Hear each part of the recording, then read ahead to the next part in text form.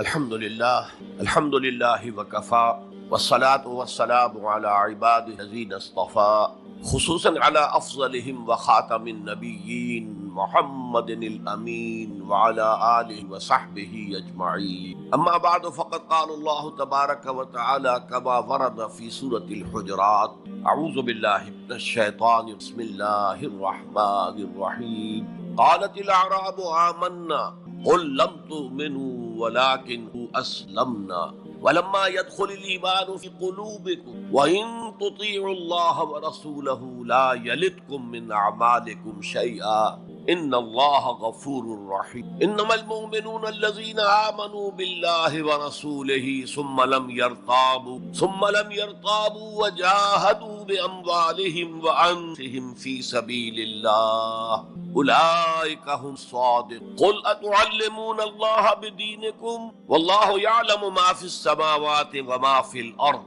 والله بكل شيء عليم يمنون عليك أن أسلموا قل لا تمنوا علي إسلامكم بل الله يمن عليكم أن هداكم للإيمان إن كنتم صادقين إن الله يعلم غيب السماوات والأرض والله بصير بما تعملون وقال عز وجل كما ورد في سورة الصف يا أيها الذين آمنوا هل أدلكم على تجارة تنجيكم من عذاب أليم تؤمنون بالله ورسوله وتجاهدون في سبيل الله بأموالكم وأنفسكم ذلكم خير لكم إن كنتم تعلمون وقال عز وجل كما ورد في نفس السورة إن الله يحب الذين يقاتلون في سبيله صفا كأنهم بنيان مرصوص صدق الله العظيم وعن الحارث الأشعري رضي الله تعالى عنه قال قال رسول الله صلى الله عليه وسلم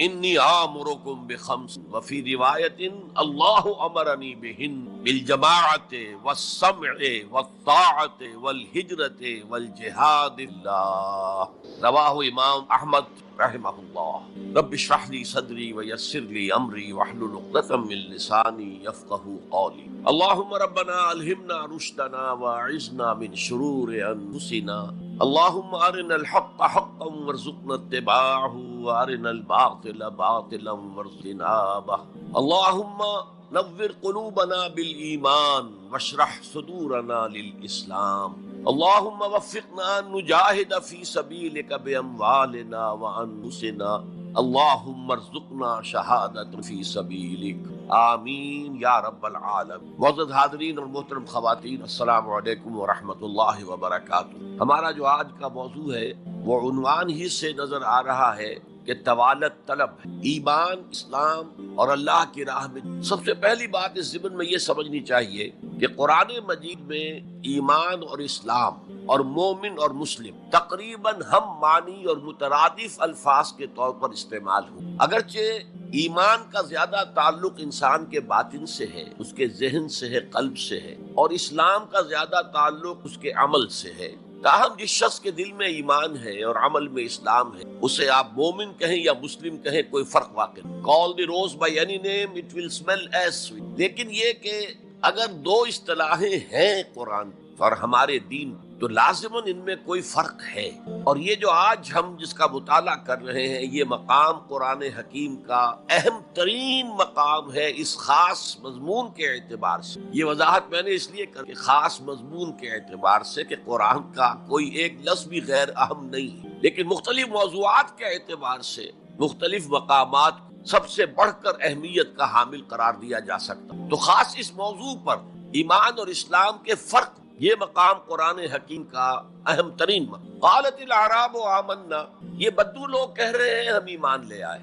قل لم تؤمن، اے نبی ان سے کہہ دیجئے تم ایمان ہرگز نہیں لائے۔ شاید بعض حضرات سوچے یہ ہرگز کا لفظ تم نے کہاں سے ایڈ کر؟ تو عربی میں فعل ماضی کی نفی کا ایک طریقہ یہ ہے کہ ماضی ہی کے صیغے پر ما کا اضافہ کر دے، ما آمنتم، تم ایمان نہیں لائے، لیکن فعل مضارع سے قبل لم لایا جائے تو یہ ماضی کی نفی ہے انتہائی تاکیدی۔ لم تم، ما آمنتم نہیں کہا، لم تم ہرگز ایمان نہیں، ولیکن قولوا اسلمنا، ہاں یوں کہو کہ ہم اسلام لے آئے ہیں، یا ہم نے اطاعت قبول کر لی ہے، ہم نے سرنڈر کر دیا ہے، اسلام کی اسلامی ریاست کی بالادستی قبول کر لی ہے۔ وَلَٰكِنْ أَسْلَمْنَا، اور اب دیکھیے نہایت تاکیدی نفی پہلے ہو چکی ہے، لم تؤمنوا، پھر مزید تاکید وَلَمَّا يَدْخُلِ الْإِيمَانُ فِي قُلُوبِكُمْ، ابھی تک ایمان تمہارے دلوں میں ہرگز داخل نہیں۔ یہ پھر لما لم کا اضافہ ہے۔ یہ مقام ہے جہاں ان دونوں چیزوں کو بالکل علیحدہ کر کے ایک دوسرے کے مقابل لے آئے ہیں۔ ثابت ہوا ایمان کچھ اور ہے، اسلام کچھ اور ہے۔ ذرا نوٹ کر لیجئے کہ قرآن مجید میں یا اسلام کی اصطلاحات میں 3 جوڑے ایسے ہیں کہ جن میں عام اور خاص کی نسبت ہے۔ ایمان خاص ہے، اسلام عام ہے، یعنی ہر مومن تو لازماً مسلم ہے، ہر مسلم لازماً مومن۔ یہی معاملہ نبی اور رسول کا ہے، نبی عام ہے، رسول خاص۔ ہر رسول تو لازماً نبی ہے لیکن ہر نبی لازماً رسول۔ یہی معاملہ جہاد اور قتال کا ہے، قتال تو لازماً جہاد ہے لیکن جہاد لازماً قتال ہے۔ ان اصطلاحات کے بارے میں بہت خوبصورت بات کہی ہے مفسرین نے، اذا التقیا خالفا واذا خالفا اجتماع۔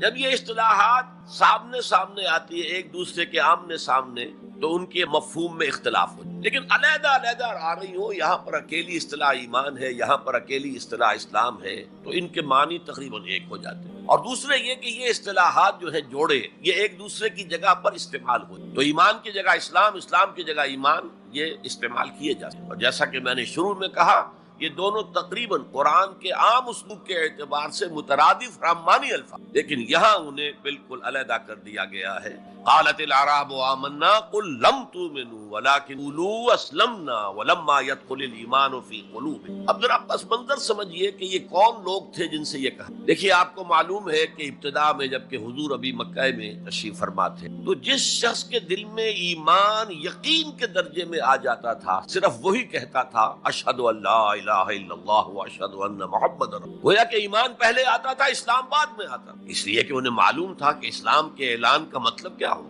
گویا کہ اپنے معاشرے کو میں چیلنج کر رہا ہوں، اپنے خاندان سے ہی نہیں، اہل و عیال سے بھی کٹ جانے کے لیے تیار ہوں۔ جو شخص اس حد تک یقین کا حامل ہو جاتا تھا، وہ پھر اسلام کا اعلان۔ لیکن رفتہ رفتہ صورت بدلی، خاص طور پر ہجرت کے فوراً بعد۔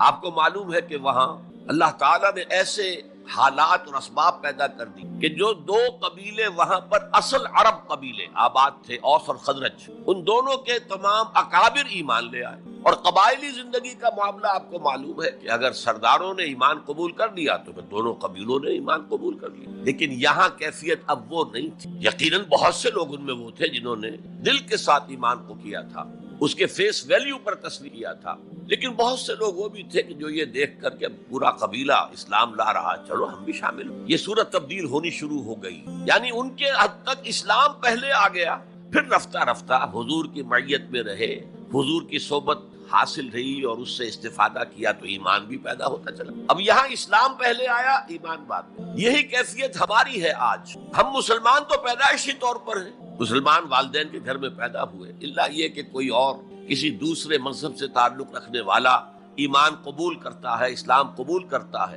تو اسے بھی اپنے خاندان سے کٹنا پڑتا ہے، اسے اسی طرح کے حالات سے، چاہے وہ مار پیٹ اور وہ پرسیکیوشن اور وہ تشدد اور وہ ٹارچر نہ ہو جو ہو رہا تھا مکہ مکرمہ میں، لیکن بہرحال کافی کچھ قیمت انسان کو ادا کرنی پڑتی ہے اپنے اسلام کے قبول کر۔ لیکن ہماری 99,999 فی لاکھ جو اکثریت ہے وہ تو انہیں مشتمل ہے جو آباء و اجداد کی وجہ due to accident of birth مسلمان ہیں۔ تو اسلام تو پیدائشی طور پر مل گیا، پیدا ہوتے ہی داہنے کان میں اذان پڑھی گئی، بائیں میں اقامت کہی گئی۔ بڑا عجیب سا نکتہ ہے، ایک صاحب نے جب بیان کیا تو میں واقعی چونک گیا۔ انسان کی پیدائش کے وقت اذان دی گئی اور اقامت کہی گئی نماز کو، اور اس کے انتقال کے وقت نماز پڑھی گئی بغیر کسی اذان کے، بغیر کسی اقامت۔ گویا کہ اس نماز کی اذان اور اقامت پیدائش کے وقت ہے جو نماز جنازہ کی شکل میں اس کی موت کہی جا رہی۔ اور یوں کہا جا سکتا ہے کہ ہماری یہ دنیاوی زندگی بس اتنے ہی وقفے کا نام ہے جتنی کہ اذان اور اقامت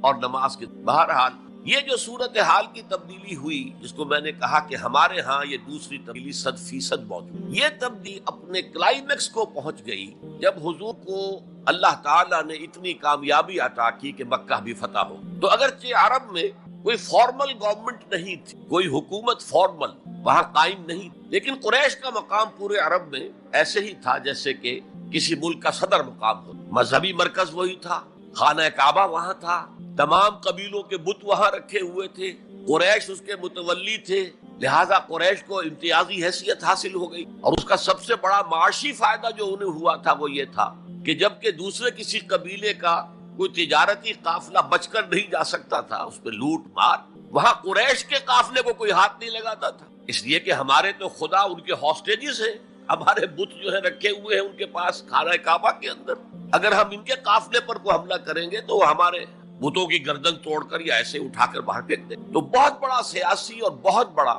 معاشی فائدہ قریش کو تھا اس خانہ کعبہ کی، اور اس پر ایک پوری سورت ہے قرآن مجید کی، لإلاف قریش ایلافہم رحلۃ الشتاء والصیف فلیعبدوا رب ھذا البیت الذی اطعمہم من جوع وآمنہم من خوف۔ اس گھر کی وجہ سے ان کو معاشی فوائد حاصل ہے اور امن۔ بہرحال جب مکہ فتح ہو گیا حضور کے دست مبارک پر صلی اللہ علیہ وسلم، تو اب پورے عرب کے اطراف و اکناف میں یہ بات طے ہو گئی کہ اب جدید اصطلاح میں ہم کہیں گے it's no use continuing resistance, اب ہم کیا مخالفت کریں اور کیا اب آپ کا راستہ روکنے کی کوشش کریں، بات ختم ہو گئی۔ جب مکے پر اب کا قبضہ ہے صلی اللہ علیہ وسلم، تو اب قبیلوں نے اپنے وفد بھیجنے ہیں، فلاں وفد آ رہا ہے ایمان کا اعلان کر رہا ہے، پورا قبیلہ ایمان لے آیا ہے، فلاں قبیلے کا وفد آ رہا ہے ایمان کا اظہار کر رہا ہے، مسلمان ہو، پورا عرب مسلمان ہو۔ اب یہ لوگ جو ایمان لا رہے تھے، اور ایمان لانے کا مطلب کیا ہے؟ صرف یہ کہہ دینا اشہد ان لا الہ الا اللہ واشہد ان محمد رسول اللہ صلی اللہ علیہ وسلم۔ ان کی اندرونی کیفیات تین میں سے کوئی سی ایک ہو، یا تو واقعی ان میں سے بھی کچھ لوگ ایسے تھے جو واقعتاً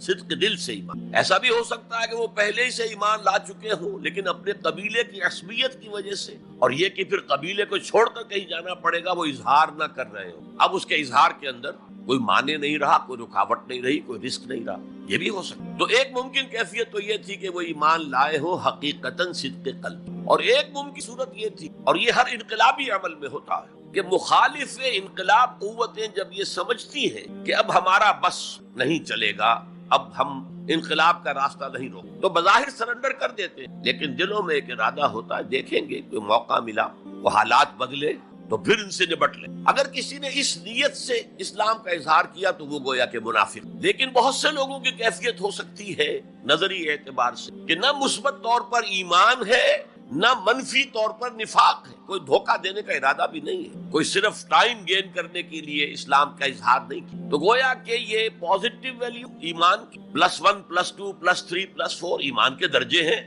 ایک عام آدمی کا ایمان ہے، ایک ابو بکر صدیق کا ایمان ہے، زمین و آسمان کا فرق ہے، خود صحابہ میں یہ درجہ بندی، اور ہم تو اپنے ایمان سے کیا نسبت اور کیا تناسب قائم کریں گے صحابہ کے ایمان کے ساتھ، بالخصوص ابو بکر صدیق جیسے صدیق اکبر کے ایمان رضی اللہ تعالی عنہ۔ اسی طرح -1 -2 -3 -4 یہ منافقت کے درجے ہیں، کس درجے کا نفاق ہے، کس درجے میں ڈٹرمینیشن ہے کہ we have only to buy time, اب اس کے سوا چارہ نہیں ہے، اب ہم ریزسٹ نہیں کر سکتے، it's no use continuing resistance, سر جھکا لو and wait for some occasion opportunity, کہ پھر کھڑے ہو اور اس انقلاب کو انڈو کر دے، ختم۔ کاؤنٹر ریولوشنری موومنٹ جیسی کہ بالفعل ہوئی، جھوٹے نبی کھڑے ہو گئے، اور ایک مرحلہ تو ایسا آیا کہ معلوم ہوتا تھا کہ پورا عرب مرتد ہو گیا، جیسے وہ شکل تھی اذا جاء نصر اللہ والفتح ورأیت الناس يدخلون فی دین اللہ افواجا، اس کے بالکل برعکس پوزیشن ہو گئی، یخرجون من دین اللہ افراجا، اسلام جو ہے وہ صرف چند شہر جو ہیں حجاز کے ان تک محدود رہ گئے۔ ابن تیمیہ رحمۃ اللہ علیہ نے ایک عنوان قائم کیا ہے، اثبات الاسلام بغیر الایمان، اسلام کا اثبات، تسلیم کر لینا اسلام کو بغیر ایمان کے، اس آیت کے حوالے سے قالت الاعراب آمنا قل لم تؤمنوا ولكن قولوا اسلموا ولما يدخل الايمان في قلوبكم۔ اب اگلا ٹکڑا اس آیت کا یہ ثابت کر رہا ہے کہ وہ منافق نہیں تھے، وَإِن تُطِيعُوا اللَّهَ وَرَسُولَهُ لَا يَلِدْكُم مِّنْ أَعْمَالِكُمْ شَيْئًا، اگر تم اللہ اور اس کے رسول کی اطاعت کرتے رہو، اس لیے کہ اسلام کے معنی یہ تو ہے، یہ تو لازماً کرنا ہوگا۔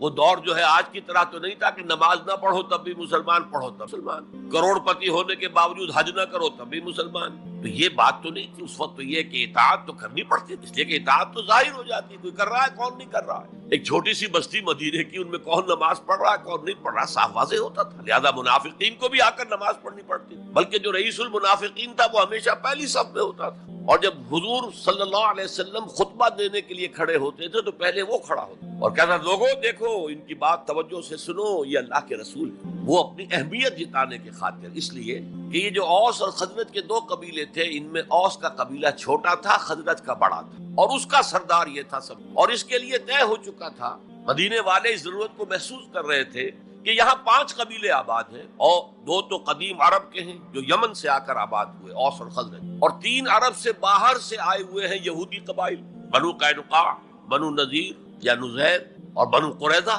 اب 5 قبیلوں کا ایک شہر ہے، ہر قبیلے کا نظام تو اپنی جگہ مستحکم ہے، اس کا ایک سردار ہے اور اس کی بات قبیلے والوں کو ماننی ہے، لیکن ان 5 کے درمیان معاملات کوئی آربیٹریٹر ہونا چاہیے، کوئی ایک ایسا ہونا چاہیے شخص کہ جس کی بات وہ 5 سنے اور مانے۔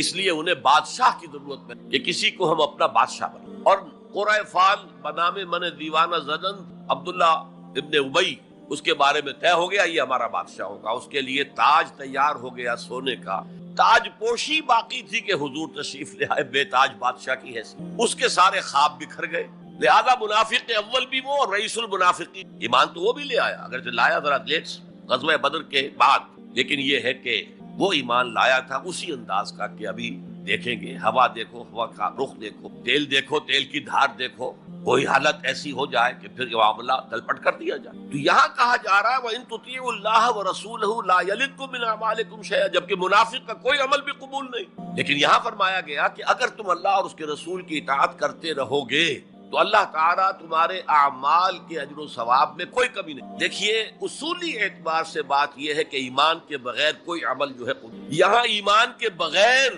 نیکیوں کے اعمال کے قبولیت کا اعلان کیا، گویا کہ یہ ایک خاص رعایت ہے، اس لیے آیت ختم ہو رہی ہے ان اللہ غفور الرحیم، اللہ غفور ہے، اللہ رحیم ہے، یہ اس کے شان غفاری کا صدقہ ہے، یہ اس کی شان رحیمی کا صدقہ ہے کہ اس حال میں بھی تمہارے اعمال اگر تم اطاعت کرتے رہو گے اللہ اور اس کے رسول کی تو اللہ قبول فرمائے۔ البتہ یہاں یہ نوٹ آف کوشن سامنے رہنا چاہیے کہ اطاعت جزوی نہیں، اطاعت کلی، پوری کی پوری، 2 حکم بھی دیا گیا ہے، ماننا پڑے، جزوی اطاعت partial obedience is no obedience, اس لیے کہ اگر آپ نے ایک حکم قبول کر لیا ایک نہیں کیا تو جو نہیں کیا کیوں نہیں کیا کہ وہ آپ کے نفس کو پسند نہیں، جو قبول کیا وہ کیوں کیا کہ نفس نے الاؤ کر دیا آپ کو کہ ٹھیک ہے کر لو کوئی حرج نہیں، دونوں حالتوں میں ویٹو تو نفس کے ہاتھ میں ہے، لہذا partial obedience is no obedience at all.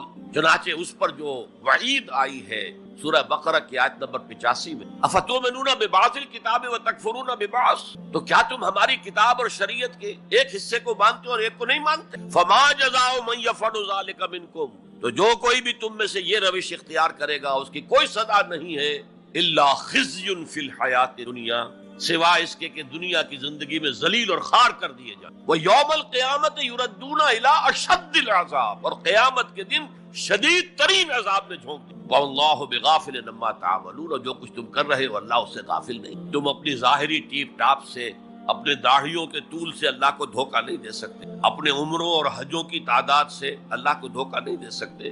He sees you through and through، تمہارے باطن کو دیکھتا ہے، تمہارے دل کو دیکھتا ہے، اسے معلوم ہے کہ تم نے حج تو کیا، حرام کی کمائی سے کیا ہے۔ بہرحال یہ بڑی شدید وعید والی آیت ہے قرآن مجید میں کہ جس کا نقشہ ہماری نگاہوں کے سامنے آج دنیا میں مسلمانوں کی کیا وقت ہے، کیا حیثیت ہے۔ 1.25 ارب سے لے کر 1.5 ارب تک کی تعداد ہے جو آنکی جاتی ہے مسلمانوں کی، گویا کہ ہر چوتھا یا ہر 5واں انسان مسلمان ہے، کتنا بڑا رقبہ ان کے قدموں تک، ہر طرح کے وسائل اللہ نے مہیا کی، معدنیات، نباتات، پھر جو آج کی سب سے بڑی دولت تیل، اس کے سب سے بڑے ذخیرے مسلمانوں کے قدموں تک، اس سب کے باوجود عزت نام کی شے ہے۔ بین الاقوامی معاملات میں کوئی ہم سے رائے لیتا ہی نہیں، کسٹمی پرسد کے بھیا کیستی تم ہو کون، تمہاری رائے کیا؟ G7 بیٹھیں گے، G9 بیٹھیں گے، G13 ہوں گے، G15 ہوں گے، وہ بیٹھ کر طے کریں گے۔ کوئی مسلمان ملک نہ G7 میں نہ G15 میں، جسے ہم محاورے میں کہتے ہیں، نہ 3 میں نہ 13 میں، یہ ہے ہماری عزت۔ آج بھی اکثر مسلمان ملکوں کی حکومتیں امریکہ کی جیب میں ہے، یہ ہے ہماری ہے، تو ذلت جو ہے وہ تو آج ہم پر ہے مسلط۔ فما جزاء من يفعل ذلك منكم الا خزي في الحیات الدنیا ويوم القیامة۔ اب یہ قیامت کے دن کی بات جو اللہ فرما رہے ہیں، دعا ہی کی جا سکتی ہے کہ اللہ تعالیٰ اس سے بچا لے، کرم فرمائے، اپنی شان غفاری اور شان رحیمی سے ہمیں اس روز کی ذلت سے اور شدید ترین عذاب میں جھونک دیے جانے کی جو یہاں پر خبر سنائی جا رہی ہے، وعید سنائی جا رہی ہے، اللہ تعالیٰ اس سے بچا لے۔ تو اس آیت کو اب آپ سامنے رکھیے۔ البتہ ایک بات میں اور آپ سے عرض کروں کہ جو کیفیت اس آیت میں سامنے آئی ہے یہ مستقل نہیں رہ سکتی۔ اگر کوئی شخص واقعتاً چاہے آغاز میں اس کا دل پازیٹیولی ایمان سے خالی تھا لیکن ساتھ ہی نیگیٹو نفاق سے بھی خالی تھا، کہہ سکتے ہیں زیرو لیول ہے، پلس ویلیوز اور مائنس ویلیوز کے درمیان زیرو آئے گا، تو باطن کے اعتبار سے چاہے وہ زیرو لیول پر تھا لیکن اگر وہ اطاعت کرتا رہا، نماز پڑھتا رہا، روزہ رکھتا رہا، زکوٰۃ دیتا رہا، حرام چیزوں سے بچتا رہا، فرائض ادا کرتا رہا، تو اس سے لازماً ایمان پیدا ہو جائے گا۔ اس لیے کہ یہ دو طرفہ پروسیس ہے، بائی لیٹرل۔ ایمان سے عمل پیدا ہوتا ہے، عمل سے ایمان پیدا۔ عمل انسان جب کرتا ہے، اللہ کی راہ میں قربانیاں دیتا ہے، زادتہم ایمانا، ان کے ایمان میں اضافہ۔ اچھا، اب یہ ہے پس منظر ایمان اور اسلام کا فرق۔ اب اس کے حوالے سے یہ بھی اس سے پہلے اگرچہ میں اشارے کر چکا ہوں، اسلام کی جو تعریف کی گئی ہے متفق علیہ روایت ہے حضرت عبداللہ ابن عمر سے رضی اللہ تعالی عنہما، بنی الاسلام علی خمس، اسلام کی عمارت 5 چیزوں پر قائم: شہادت اللہ الہ الا اللہ وان محمد رسول اللہ، واقام الصلاۃ وایتاء الزکوٰۃ وصوم رمضان وحج البیت من استطاع الیہ سبیلا۔ کلمہ شہادت ہے کہ میں گواہی دیتا ہوں اللہ کے سوا کوئی معبود نہیں، اور میں گواہی دیتا ہوں کہ محمد صلی اللہ علیہ وسلم اللہ کے۔ پھر 4 عبادات ہیں، نماز ہے، روزہ ہے، زکوٰۃ ہے۔ تو اسلام جو ہے دنیا میں قائم ہے ان 5 بنیادوں۔ اب ان میں خاص طور پر دیکھیے لفظ ایمان کہیں نہیں آیا، گویا کہ اسلام کی بنیاد اقرار باللسان پر ہے، اور دنیا میں کسی شخص کے مسلمان سمجھے جانے کا دار و مدار صرف اس۔ اگرچہ بعض فقہا نے کہا ہے کہ تصدیق بالقلب بھی ہونی چاہیے، ٹھیک ہے، لیکن ہم ویریفائی تو نہیں کر سکتے نا، دنیا میں تو معاملہ قانون کا ہے، اور قانون تو ویریفائیبل فیکٹس کے اوپر فیصلہ کرے گا۔ ہم نہ کسی کے ایمان کو ویریفائی کر کے سند دے سکتے کہ ایمان ہے، نہ کسی کے ایمان کی نفی کر سکتے۔ تو دنیا میں معاملہ سارا اسلام پر ہے۔ ایک مسلمان اسلامی ریاست کا مکمل شہری، ایک مسلمان معاشرے کا مکمل ایک رکن ہے۔ اسلام ہی پر سارا نظام ہے اس دنیا میں، لیکن آخرت میں سارا دار و مدار ایمان پر، اس لیے کہ اللہ تو معذور نہیں ہے کہ دلوں کے حال کو نہ جانتا ہو۔ ان اللہ لا ينظر الى صورکم ولا الى اموالکم ولکن ينظر الى قلوبکم واعمالکم۔ اللہ تعالیٰ نہ تمہاری صورتوں کو دیکھتا ہے نہ تمہارے مالوں کو دیکھتا ہے، بلکہ وہ تو دیکھتا ہے تمہارے دلوں کو اور تمہارے اعمال کو۔ امام بخاری رحمۃ اللہ علیہ کا موقف کہ ایمان میں عمل بھی شامل ہے انٹیگرل پارٹ کی حیثیت سے، یہ حقیقی ایمان کے اعتبار سے 100% درست۔ دل میں یقین ہوگا تو کیسے عمل اس کے خلاف ہو جائے، لیکن لیگل اور کانسٹیٹیوشنل لیول پر جسے ہم اسلام کہیں گے، عمل علیحدہ ہے، ایمان علیحدہ، اور ایمان حقیقی گھٹتا بھی ہے بڑھتا بھی ہے۔ زادتہم ایمانا وما زادہم الا ایمانا وتسلیما، سورہ احزاب میں فرمایا کہ وہ جو 12,000 کا لشکر آ گیا تھا اور ایک شدید صورت پیدا ہو گئی تھی، اور محسوس ہوتا تھا perhaps this is the end، جیسے کہ ایک چراغ جل رہا ہے میدان میں رکھا ہوا اور جھکڑ چل رہا ہے بجھانے کے، تو منافقین کا نفاق ان کی زبانوں پر آ گیا۔ ما وعدنا اللہ ورسولہ الا غرورا، ہم سے اللہ اور اس کے رسول نے جو وعدے کیے تھے وہ سب جھوٹے ثابت۔ ہم سے کہا گیا تھا قیصر و کسریٰ کے خزانے تمہارے قدموں میں ہوں گے، اور آج کیا ہے، ہم رفع حاجت کے لیے باہر نہیں جا سکتے۔ تو منافقین کے اندر کا روگ جو تھا وہ ان کی زبانوں پر آ گیا۔ اور اہل ایمان کا معاملہ کیا ہوا، انہوں نے جب دیکھا رما راول احزاب قالوا ھذا ما وعدنا اللہ ورسولہ، انہوں نے کہا یہی تو ہے جس کا ہم سے اللہ اور اس کے رسول نے وعدہ کیا تھا۔ یہ آیت تو سورہ بقرہ میں نازل ہو چکی۔ وَلَنَبْلُوَنَّكُمْ بِشَيْءٍ مِّنَ الْخَوْفِ وَالْجُوعِ وَنَقْصٍ مِّنَ الْأَمْوَالِ وَالْأَنفُسِ وَالثَّمَرَاتِ وَبَشِّرِ الصَّابِرِينَ، ہم لازماً آزمائیں گے تمہیں، لازماً آزمائیں، خوف، بھوک، فقر و فاقے سے، جان اور مال اور ثمرات کے ضیاع سے، اور ضیاع سے۔ فصل تیار کھڑی ہے اور عین وقت آ گیا ہے جنگ کا، اور وقت پر فصل کھجور کی اتاری نہ گئی تو تباہ ہو جائے گی، لیکن نہیں، نکلنا ہے۔ یہی معاملہ تھا جو کہ تبوک کے موقع پر ہوا، قحط کی کیفیت تھی اور اب فصل تیار تھی، اب ساری امیدیں اس فصل پر تھی، کھجور کی، لیکن ظاہر ہے کہ کھجور کی فصل اتارنا کوئی عام خواتین کا کام تو نہیں ہے، لیکن مردوں سے کہا جا رہا نکلو اللہ کی راہ میں، سب کے سب۔ پہلی مرتبہ نفیر عام تھی، ہر صاحب ایمان نکلے،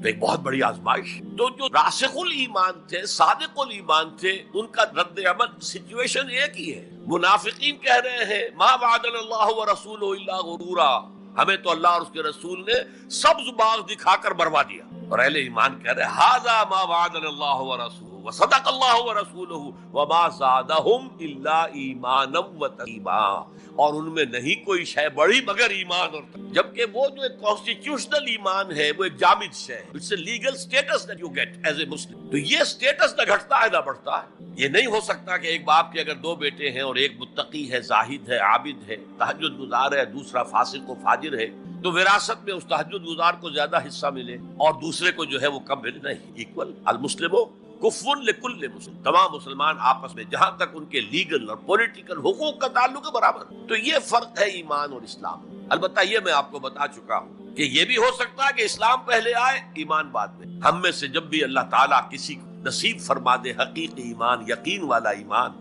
جیسے میں نے دعا کی اللہم نور قلوبنا بالایمان، اے اللہ ہمارے دلوں کو منور کر دے، روشن کر دے ایمان کے ساتھ، نور ایمان سے جگمگا اٹھے ہمارا دل، واشرح صدورنا للاسلام، اور ہمارے سینوں کو کھول دے اسلام کی ہر شے ہمیں حسین نظر آئے۔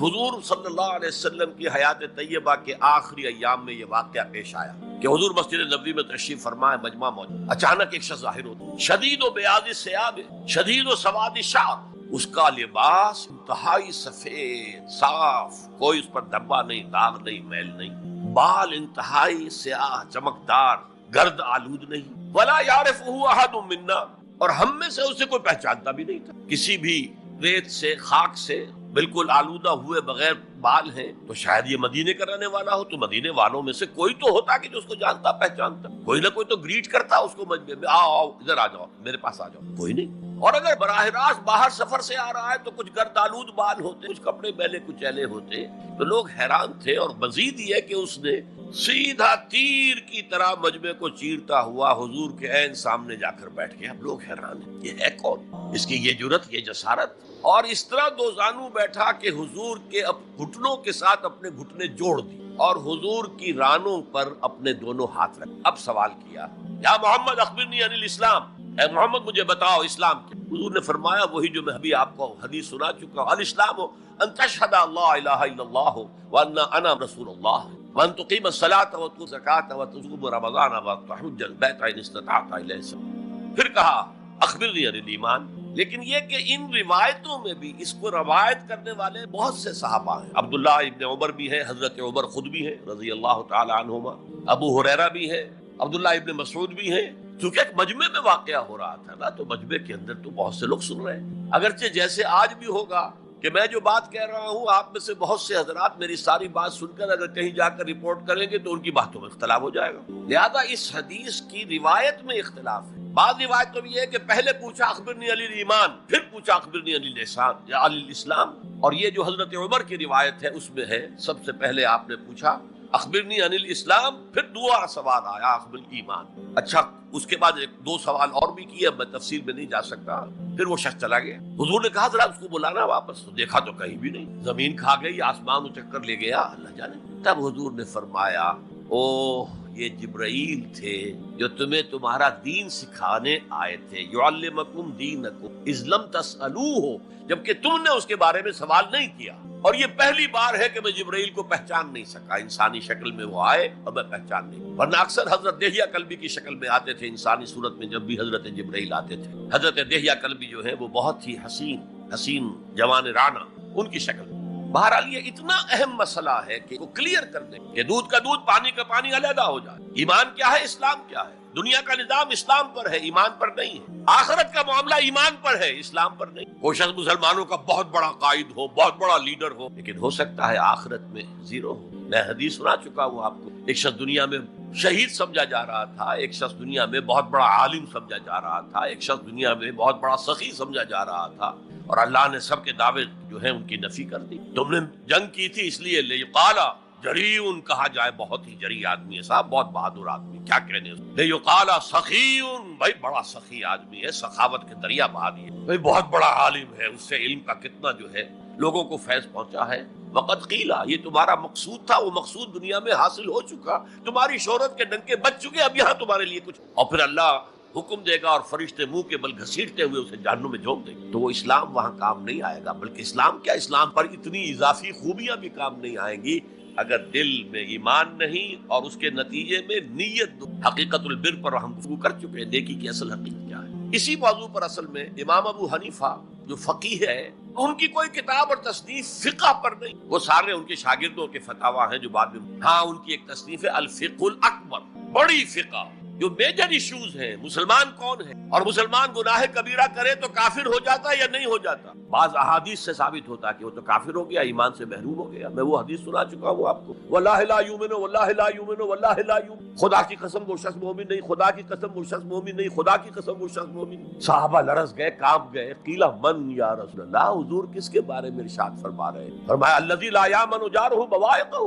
وہ شخص کہ جس کی ایذا رسانی کی وجہ سے اس کا پڑوسی چین میں نہیں ہے، امن میں نہیں، سکون میں نہیں۔ تو بظاہر تو نتیجہ نکلا کہ ایمان کی اتنی نفی ہو رہی تو کافر ہے، اور یہی سب سے بڑی غلطی جو سب سے پہلا فرقہ پیدا ہوا اسلام میں وہ تو اسی بنیاد پر ہوا تھا۔ خوارج کا موقف یہی تھا، گناہ کبیرہ کا مرتکب کافر ہے، اور کافر ہے تو گویا کہ مرتد ہے، اور مرتد ہے تو واجب القتل ہے، اس کا مال بھی تم پر مباح ہے کہ لے لو اور قبضہ کر لو، اس کی بیویاں بیٹیاں بھی تم پر مباح ہے کہ انہیں اپنی کنیزیں بنا لو۔ حالانکہ بڑے متقی لوگ تھے خوارج، حضرت علی کو بہرحال ان سے جنگ کرنی پڑی، 4000 خوارج جو ہیں جنگ نہروان کے قتل ہوئے، اور پھر خوارج کی تکفیر پر امت کا اجماع ہوا کہ وہ دائرہ اسلام سے خود خارج ہوئے۔ ان موضوعات پر امام ابو حنیفہ کی تسلیم اپنی ہے، گناہ کبیرہ سے بھی وہ شخص کافر نہیں ہے۔ بہرحال ہمارا جو اصل موضوع ہے اس کی طرف میں آ رہا ہوں۔ اسلام اور ایمان کو جب علیحدہ علیحدہ اس طرح کر دیا، نیچرلی اب ایک سوال پیدا ہوتا ہے کہ پھر مومن کو ڈیفائن کیجئے، who is a مومن؟ we want to be acknowledged as مومن، کیا پری ریکویزٹس ہیں، کیا شرائط ہیں؟ یہ دیکھیے ربط آیت بالآیت، چونکہ آیت نمبر 14 میں اسلام اور ایمان جدا،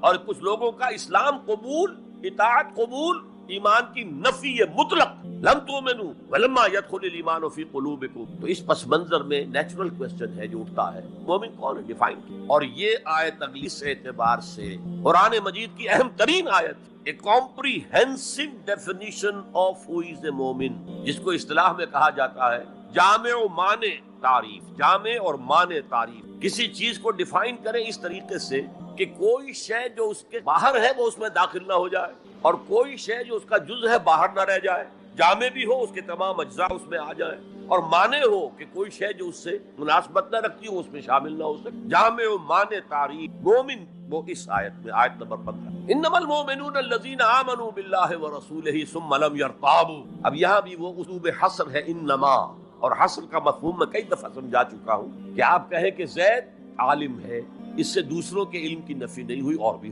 زید ہی عالم ہے تو دوسروں کی نفی ہو گئی کہ مجمع میں صرف ایک عالم ہے اور وہ زید ہے، باقی کوئی عالم نہیں، اسے حصر۔ تو میں نے چونکہ کہا ہے کہ موسٹ کمپریہنسو ڈیفینیشن آف ہو از اے مومن، اس کا آغاز بھی حصر سے ہے، اس کا اختتام بھی حصر، انما کلمہ حصر، اور آخر میں اولئک هم الصادقون، وہ بھی اسلوب حصر۔ انما المؤمنون الذین آمنوا باللہ ورسولہ ثم لم یرتابوا، مومن تو صرف وہ ہے جو ایمان لائے اللہ پر اور اس کے رسول پر، پھر شک میں ہرگز نہیں پڑے، یہ پھر لم آ گیا، یا مرتابو نہیں آیا، لم یرتابو، ہرگز شک میں۔ یہ واحد مقام قرآن کا جہاں پر کہ یہ لفظ اضافی طور پر آیا ہے ایمان کے بعد، ثم لم یرتابو، یرتابو بنا ریب، شک، الف لام میم ذالک الکتاب لا ریب فیہ، ارتابا یرتابو، شک میں پڑ جانا، ثم لم یرتابو، پھر شک میں ہرگز نہیں پڑے، ان کا دل ایمان پر یقین کے ساتھ معمور ہو۔ چنانچہ پازیٹیو انداز میں یہی شان بیان ہوئی ہے صحابہ کی اکثریت کی۔ اسی سورہ حجرات فرمایا گیا صحابہ کرام سے، وَلَٰكِنَّ اللَّهَ حَبَّبَ إِلَيْكُمُ الْإِيمَانَ وَزَيَّنَهُ فِي قُلُوبِكُمْ، اللہ نے تو تمہارے نزدیک ایمان کو محبوب بنا دیا ہے اور تمہارے دلوں میں کھبا دیا، مزین کر دیا تمہارے دلوں کو، اسے منور کر دیا تمہارے دلوں کو۔ تو یہاں فرمایا انما المؤمنون الذین آمنوا باللہ ورسولہ ثم لم یرتابوا، اضافی شرط، وجاہدوا باموالہم وانفسہم فی سبیل اللہ، اور جہاد کیا انہوں نے اپنے مالوں کے ساتھ اور جانوں کے ساتھ اللہ کی راہ میں، یہ دوسری شرط لازم۔ گویا جہاد کے بغیر کوئی ایمان نہیں، یہ جامع و مانع تعریف ہے۔ اولئک هم الصادقون، صرف یہ لوگ سچے۔ یہ اگر دعویٰ کریں آمنا تو ٹھیک ہے، ان کا دعویٰ صحیح ہے درست، لیکن یہ دو پری ریکوزٹس پورے کرنے ہوں۔ اب اس کو میں سمجھانے کے لیے کہا کرتا ہوں کہ دیکھیے یہ 5 ارکان تو اسلام کے، کلمہ شہادت، نماز، روزہ، حج، زکات، اس میں جب حقیقی ایمان دلوں میں اتر جائے گا تو ایک رکن یہاں اضافی ہو جائے گا، یقین قلب، صرف گواہی نہیں، صرف وربل اٹیسٹیشن نہیں، یقین قلب، اور دوسرا عمل میں آ جائے گا جہاد فی، وہ 5 ارکان قائم رہیں گے۔ اسلام عام ہے، ایمان خاص ہے، تو اسلام کے 5 ارکان تو ہیں موجود، وہ تو شامل رہیں گے، اگرچہ ظاہر بات ہے جب دل میں یقین پیدا ہو جائے گا تو اب نماز کی شان کچھ اور ہو. ایک ہے چھدا اتارا جا رہا ہے، بس نماز ایک فقہی جو ہے وہ ہم نے ادا کر دی ہے، جس کو کہا گیا ہے کہ جیسے مرغا ٹھونگے مارتا ہے ایسے سجدے کیے ہیں اور گئے. ایک نماز وہ ہوگی جسے حضور نے کہا الصلاۃ معراج المومنین، تو ایمان حقیقی کے ساتھ نماز کی شان کچھ اور ہوگی، اور ایک اس رسمی سے اسلام کے ساتھ نماز کی شان کچھ اور ہوگی. لیکن وہ 5 ارکان قائم رہیں گے، 2 کا اضافہ ہو، شہادت کے بعد اس کے ساتھ یقین قلبی، اور ان 4 عبادات کے ساتھ جہاد. یہ جو رے آف لائٹ کا جو اسپیکٹرم بنتا ہے اسے پرزم میں سے جب گزارے تو 7 روشنیاں نظر آتی ہیں. وہ تو نظر آتی ہیں، 2 اور بھی ہیں جو نظر نہیں آتی. Ultraviolet, infrared. یہ الٹرا وائلٹ ہے اور یہ انفرا ریڈ ہے جہاد والی، جس میں جانیں دینی پڑتی ہے، خون کا معاملہ بھی آتا ہے. یہ گویا کہ حقیقی ایمان کے 7 ارکان ہو جائیں گے، 5 جمع 2، تب وہ شخص مومن کہلانے کا مستحق ہوگا. قُلْ أَتُعَلِّمُونَ اللَّهَ بِدِينِكُمْ، اے نبی ان سے کہیے تم اللہ کو بتانا چاہتے ہو، جتلانا چاہتے ہو اپنا دین. میں چونکہ ہریانہ میں پیدا ہوا تھا، حصار میں، تو وہاں کی جو مقامی بولی اس کی کچھ چیزیں یاد ہیں.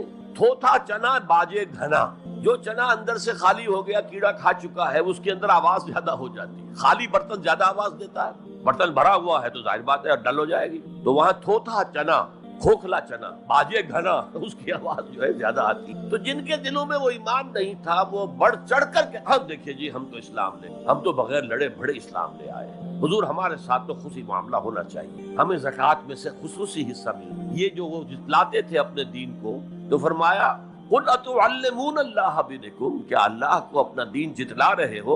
وَاللَّهُ يَعْلَمُ مَا فِي السَّمَاوَاتِ وَمَا فِي الْأَرْضِ، اللہ کو تو معلوم ہے جو کچھ آسمانوں میں ہے اور جو کچھ زمین میں ہے. وَاللَّهُ بِكُلِّ شَيْءٍ عَلِيمٌ، اللہ تو ہر چیز کا جاننے والا. اگر حقیقی ایمان تمہارے دلوں میں تو اللہ کو معلوم، اور جیسا ایمان تم لائے ہو اللہ جانتا ہے اس کو. آیا واقعی صدق دل کے ساتھ ہے، یا نفاق کے اور دھوکے کے ساتھ ہے، یا یہ کہ خالی اسلام ہے، 0 لیول. یمنون علیک ان اسلموا، اے نبی یہ آپ پر احسان دھر رہے ہیں کہ ہم اسلام لے آئے. دیکھیے جی ہم نے تو اطاعت قبول کر لی، آپ نے قریش سے تو اتنی جنگیں کی ہیں، فلاں سے تو اتنی جنگیں کی ہیں، آپ کے ساتھی اتنے شہید بھی ہوئے، ہم نے تو جنگ نہیں کی، ہم ایسے ہی مان لے آئے ہیں. تو گویا کہ احسان ہے ہمارا.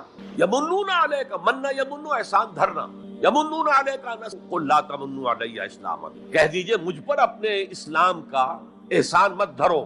بل اللہ یمن علیکم ان ہداکم للایمان، بلکہ اللہ تم پر احسان دھرتا ہے کہ تمہیں اسلام کا راستہ دکھا دی. تم اسلام میں آ گئے ہو تو ایمان کا راستہ تمہیں دکھا دیا ہے، اب عمل کرتے رہو گے تو ایمان پیدا ہو جائے گا. یہ میں نے عرض کیا تھا کہ یہ کیفیت اثبات الاسلام بغیر الایمان یہ مستقل نہیں ہے، یہ عارض. جب عمل کریں گے تو ایمان پیدا ہو جائے. تو بل اللہ یمن علیکم ان ہداکم للایمان ان کنتم صادقین، بلکہ اللہ کا احسان مانو کہ اس نے تمہیں اسلام کے راستے پر لا کر گویا کہ اس سڑک پر ڈال دیا ہے جو ایمان کی طرف لے جا رہی. اگر تم اسلام کے بارے میں بھی سچے ہو، یعنی وہ لوگ نکل جائیں گے جو دھوکہ دیں ایمان لا. ان اللہ یعلم غیب السماوات والارض، یقیناً اللہ جانتا ہے ہر پوشیدہ چیز کو جو آسمانوں کی. اور یہ غیب کا لفظ ہماری نسبت سے ہے، نوٹ کر لیجیے. اللہ کے لیے کوئی غیب نہیں، سرے سے ہر شے اس کے لیے شہود ہے، ہر شے ہر آن کی نگاہوں کے سامنے، کوئی شے یہ ریلیٹو ٹرم ہے جو ہمارے لیے ہے. واللہ بصیر بما تعملون، اور جو کچھ تم کر رہے ہو اللہ اسے. اچھا اب پھر پہلی 2 آیات کی طرف آ جائیں. اسلام ایمان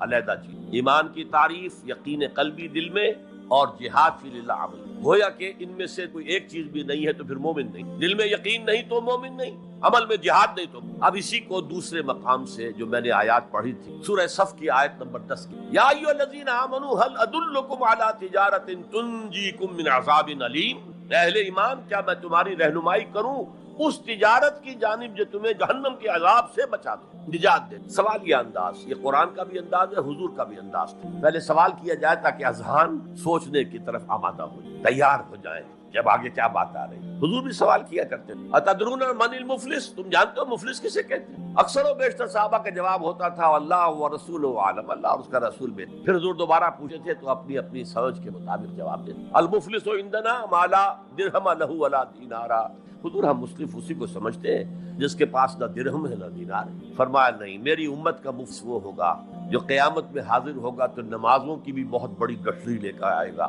روزے بھی ہوں گے، عمرے بھی ہوں گے، حج بھی ہوں گے، نیکیوں کی بہت بڑی بڑی گانٹھیں ساتھ ہوں، لیکن حقوق العباد کو تاہی قد اکل مال ھذا، اس شخص کا مال ہڑپ کر لیا ہوگا، غلط طرح بہنوں کا حصہ وراثت میں کھا لیا ہوگا، کسی پر تہمت لگائی ہوگی، کسی کی غیبت کی، اور وہ سارے دعوے دار جمع ہو جائے، اللہ اس شخص نے میرے ساتھ یہ کیا، اللہ اس شخص نے میرے ساتھ، تو اس کی نیکیاں سب دے دی جائیں گی۔ اچھا بھائی وہاں کوئی اور کرنسی تو ہے نہیں کہ اتنے ہزار جرمانہ یا اتنا لاکھ جرمانہ، اچھا تم اس کی نمازیں لے جاؤ، تم اس کے روزے لے جاؤ، تم اس کے حج اور عمرے لے جاؤ، خالی ہو گیا، اور دعوے دار اب بھی باقی، تو ان کے گناہ اب ان کے حساب میں پڑنے، اور وہ ان کے گناہوں کے بوجھ تلے دب کر جہنم میں جائیں۔ یہ مفتی انداز تھا، یہ قرآن کا بھی انداز ہے اور یہی حضور کا انداز تھا۔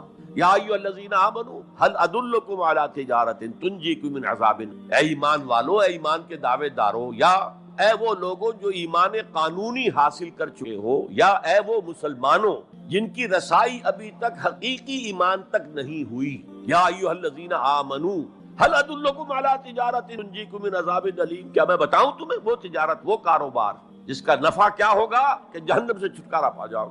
اب یہاں ایک منٹ رک کر توقف کر کے نظم کلام کے اعتبار سے ایک نتیجہ سامنے لے آئیے، اگر وہ تجارت نہیں کرو گے تو جہنم سے نجات کی امید یہ تمہاری وشفل تھنکنگ، تمہاری آرزویں، تلک امانیہم، یہ خواہشات ہیں جنہوں نے عقیدوں کی شکل اختیار کر لی۔ اللہ کا کلام ہے یہ، اس میں کوئی شے جو ہے محض شاعرانہ لفاظی کے لیے یا شاعرانہ مبالغے کے لیے تم گنجینہ معنی کا طلسم اس کو سمجھیو جو لفظ کے غالب میرے اشعار میں آوے۔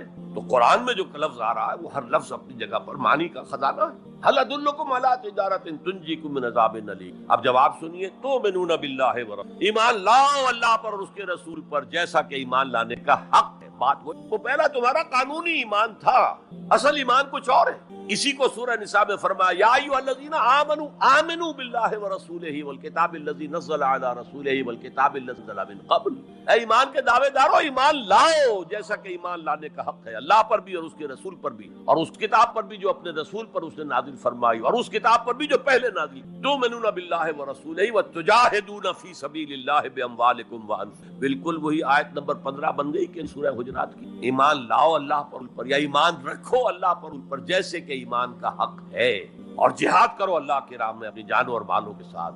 تؤمنون باللہ ورسولہ وتجاہدون فی سبیل اللہ باموالکم وانفسکم ذالکم خیر لکم ان کنتم تعلمون، یہی تمہارے حق میں بہتر ہے اگر تم سمجھو، اگرچہ بظاہر تو گھاٹے کا سودا ہے دنیاوی اعتبار سے، اللہ کی راہ میں جہاد کرنا جان کا اندیشہ، قتال کے لیے نکلنا جان کا، جو اگر بچ کے آ گئے تو ایک نئی زندگی سمجھیے، ورنہ انسان میدان جنگ میں جاتا ہے تو جان ہتھیلی پر رکھ کر جاتا ہے۔ مال مانگا جا رہا ہے اللہ کی راہ میں، مال دے کر دنیا میں تو بہرحال دولت کی کمی کا احساس ہوتا ہے نا، اگرچہ تمہیں گھاٹے کا سودا نظر آتا ہے، حقیقت میں یہی نفع کا سودا اگر تمہارے پاس علم حقیقت۔ اب ان دو مقامات سے جو نتیجہ میں نے نکالا، there can be no ایمان without jihad فی سبیل اللہ، there can be no salvation on the day of judgment without jihad فی، کس قدر اہم ہے جہاد فی اللہ کو اب سمجھنا، اس کے تقاضوں کو جاننا، اس کی شرائط کا فہم حاصل۔ اس ضمن میں جو دنیا میں آج غلط فہمیاں پھیلی ہوئی ہیں اور زبردستی پھیلائی بھی جا رہی ہیں جان بوجھ، اس کا اصل سبب ہم خود ہیں۔ ہماری بہت بڑی غلطی کہ ہم نے جہاد اور قتال کو ہم مانی قرار دیں، یہ بھی جوڑا وہی ہے عام اور خاص، لیکن جہاد اور قتال یہ ہم مانی نہیں ہے، سینونیمس نہیں ہے۔ اسی لیے میں نے سورہ صفی کی آیت نمبر 4 بھی آپ کو سنائی۔ اب یہ اس اعتبار سے جہاد اور قتال فی سبیل اللہ پر قرآن مجید کی جامع ترین صورت ہے، کل 14 آیت، اس میں جہاد فی سبیل اللہ کا ذکر بھی ہے، یہ آیت نمبر 11 کے اندر، اور آیت نمبر 4 میں قتال فی سبیل اللہ کا حکم، ان اللہ یحب الذین یقاتلون فی سبیلہ صفا کانہم بنیان مرصوص، اللہ کو محبوب تو وہ بندے ہیں اس کے جو اس کی راہ میں جنگ کرتے ہیں صفیں باندھ کر گویا کہ سیسا پلائی ہوئی دیوار ہے۔ قتال فی سبیل اللہ، جہاد فی، دو اصطلاحات ہیں، ان کا مفہوم بالکل ایک تو نہیں۔ ہمارے ہاں ان دونوں کو مترادف قرار دے دیا، اس کے نتائج کیا نکلے؟ قتال ہر وقت تو ہوتا ہی نہیں، لہذا جہاد ثانوی شے ہو، اس کی اہمیت ہی نہیں رہی، وہ جو بیک برنر کی جگہ ہوتی ہے وہاں رکھ دی۔ بعض لوگوں نے ایک اور غلط کے برعکس جہاد کی اہمیت کے پیش نظر انہوں نے اسے ارکان اسلام میں داخل کر دی، یہ بہت بڑی جسارت ہے، اس لیے کہ متفق علیہ حدیث حضرت عبداللہ ابن عمر سے میں سنا چکا ہوں، 5 ارکان اسلام کے، اور حدیث جبرائیل میں اسلام کی ڈیفینیشن وہی 5 چیز. چھٹی چیز داخل کرنے کا کسی کو ارکان اسلام میں جہاد فی سبیل اللہ شامل ہے، ارکان ایمان میں شامل. There can be no ایمان without جہاد فی سبیل اللہ. There can be no salvation. نجات کا کوئی امکان نہیں ہے اگر جہاد فی. ہم نے مترادف بنا کر ایک طرف تو سیکنڈری حیثیت دے دی اور اس سے ستم بالائے ستم. مسلمان جنگ کرے وہ جہاد فی اللہ ہے. مسلمان بادشاہ ہے، زانی ہے، شرابی ہے، بدماش ہے، عیاش ہے، اور وہ صرف کسی اپنے پڑوسی غیر مسلم ملک پر حملہ کر رہا ہے تاکہ اس کی ریونیوز بڑھ جائیں، اس کی آمدنی بڑھ جائے، اس کی عیاشیوں کا میں اضافہ ہو جائے، وہ اور زیادہ بڑے محل بنائے، تو اس کی جنگ جہاد فی سبیل اللہ ہوگی. ہم نے بدنام کیا جہاد فی سبیل اللہ. اب غیر مسلم تو یہ سب کچھ دیکھتے ہیں، جہاد کسے کہتے ہیں؟ اسی کے اعتبار سے پھر مفہوم ان کے سامنے آتا. یہ مغالطہ ہم نے ڈالا، اس کے نتائج آج ہم اب سمجھیے مثبت طور پر جہاد فی اللہ ہے کیا، اس کے مراحل. ایک 9 سٹوریڈ بلڈنگ کا آپ تصور کریں گے جس کی اس نئی منزل پر جا کر قتال آئے گا، اس سے پہلے نہیں. لیکن اس سے بھی پہلے لفظی معنی کیا ہے جہاد کے؟ جہاد کا لفظ بنا جوہد سے. جوہد کے معنی کوشش، جد و جہد تو میں ہم بولتے ہیں، اور آج کے عنوان میں بھی جد و جہد ہی کا استعمال ہوا. لیکن جیسا کہ میں نے کہا تھا مختلف ابواب میں آنے سے معنی بدل. جہاد یا مجاہدہ، جوہد یک طرفہ ہے، کوشش، کسی کام کے لیے آپ کوشش کر رہے ہیں to exert yourself for something, for some objective. لیکن جہاد یا مجاہدہ بنے گا جبکہ 2 افراد ایک دوسرے کے مقابلے میں آ کر کوشش کر رہے ہیں، رساکشی ہو رہی ہے. لہذا کوشش اور کشاکش، اس میں جو فرق ہے، رساکشی ایک ٹیم ادھر ہے ایک ادھر ہے، وہ رسے کو ادھر کھینچ رہی ہے وہ ادھر کھینچ رہی ہے، یہ 2 طرفہ عمل، جہاد یا مجاہدہ. اسی طریقے سے قتل اور مقاتلہ یا قتال، کوئی شخص جا رہا تھا آپ نے شوٹ کر دیا، یہ قتل یک طرفہ عمل. 2 فوجیں آپ نے سامنے ہیں، یہ ان کو قتل کرنا چاہتے ہیں وہ ان کو قتل کرنا چاہتے ہیں، یہ قتال ہے، یہ جنگ ہے یا مقاتلہ ہے. دونوں مصدر ہیں یہ. جوہد کوشش، اچھا انگریزی میں آپ کیا کہیں گے؟ ٹو اسٹرائیو فار سم، اس کے لیے کچھ. اور جہاد کیا ہوگا؟ اسٹرگل اگینسٹ سم تھنگ، وہ اگینسٹ ہوگا، اسٹرگل، محنت. اس فرق کو ذہن میں رکھیے. جوہد کوشش، ٹو اسٹرائیو کوشش کرنا، جہاد کشاکش، کھینچ تان. جہاں جوہد کے مقابلے وہ اس کو ناکام کرنے کی کوشش کرے، یہ اس کو ناکام کرنے کی. ایک ویکنسی ڈکلیئر ہوئی ہے، اب آپ پورا زور لگا رہے ہیں، جو سفارش ہو سکے، جو کچھ ہو سکے کسی طریقے سے مجھے ملے. ایک اور شخص بھی زور لگا رہا ہے، یہ آپ کا جہاد ہو رہا ہے. اور قتل یک طرفہ عمل ہے، قتال جنگ ہے 2 طرفہ. اب دیکھیے یہ جو جہاد، یہ اس کائنات کی سب سے بڑی حقیقت. Every living organism on this planet is continuously in جہاد. آپ خود کہتے ہیں struggle for existence. مقابلہ نہیں ہوتا اس میں. کاروبار میں مقابلہ ہو رہا ہے، ملازمت مقابلہ ہو رہا ہے، مقابلوں کے امتحان ہو رہے ہیں. حیوانات جرثومے چھوٹے چھوٹے struggle for existence. اسے جہاد زندگانی، جہاد زندگی. Every living creature, every living organism is engaged in continuous jihad, struggle for existence. اس کو جہاد زندگانی کا لفظ دیا اقبال نے. یقین محکم عمل پہم محبت فاتح عالم، جہاد زندگانی میں ہے یہ مردوں کی. اچھا مسلمان بھی جب یہ کام کرتا ہے، جہد للبقاء، struggle for existence، اگر وہ شریعت کے احکام کے مطابق کر رہا ہے تو یہ عبادت. اگر حرام ذریعے استعمال کر رہا ہے، غلط ذریعے استعمال کر رہا ہے، دھوکہ دے رہا ہے، جھوٹی قسمیں کھا رہا ہے تو یہ حرام کے. اور اگر آپ اپنی جہد بقا کو، جہاد وجود کو، جہاد زندگانی کو اسلام کے اصولوں کے مطابق کر رہے ہیں، یہ عبادت. حضور نے فرمایا القاسم و حبیب اللہ، جو شخص محنت کر کے کماتا ہے وہ اللہ کا ساتھی ہے، اللہ کا دوست ہے، حبیب اللہ. اور سب سے بہترین کھانا بتایا وہ ہے رزق، جو اپنے ہاتھ کی کمائی سے، محنت، مشقت. بہرحال یہ جہاد کا آغاز ہے. میں نے کہا تھا یہ یونیورسل فینومینن ہے، یونیورسل. اس کائنات کی سب سے بڑی حقیقت یہی ہے. اس سے اوپر اٹھیے، انسانی سطح پر سب سے بڑا جہاد